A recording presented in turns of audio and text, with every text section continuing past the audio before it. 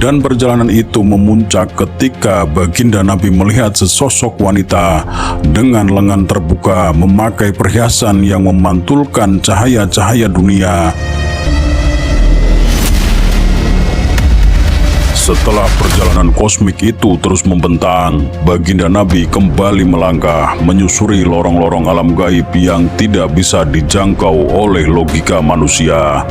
Di antara cahaya dan kegelapan, beliau melihat sekelompok manusia. Jumlahnya sangat banyak seperti gelombang yang tak bertepi. Dan pemandangan itu menggetarkan siapapun yang menyaksikannya. Mereka menggunting lidah dan bibir mereka sendiri dengan gunting-gunting besi yang berkilat tajam.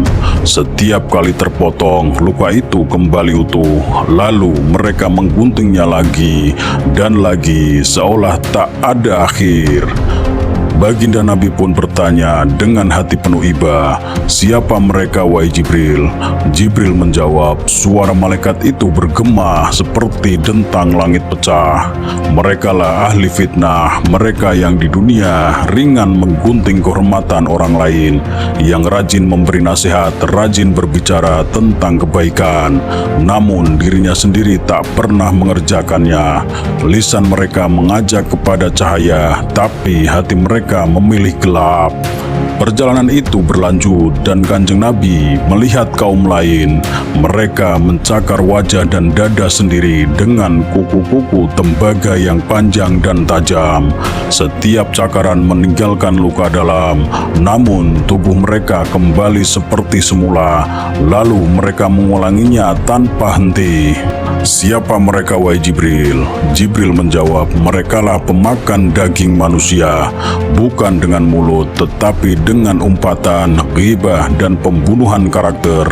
Merekalah yang suka membuka aib manusia, menyebarkan keburukan, mencemarkan nama baik sesamanya." Lalu alam itu menggulung lagi.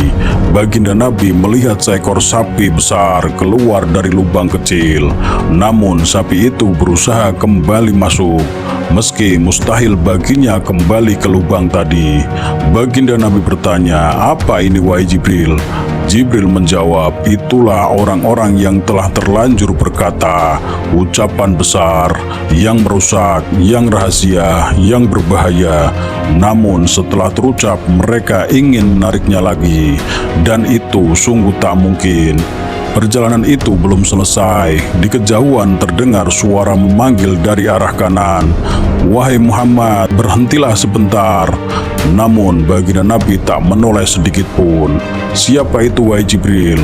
"Itulah panggilan dari kaum Yahudi. Jika engkau menjawab, umatmu akan terjerumus mengikuti agama mereka." Tak lama kemudian suara lain datang dari arah kiri, "Wahai Muhammad, tunggulah." Namun baginda Nabi tetap tidak menoleh. "Siapa itu, wahai Jibril?" "Itulah panggilan kaum Nasrani.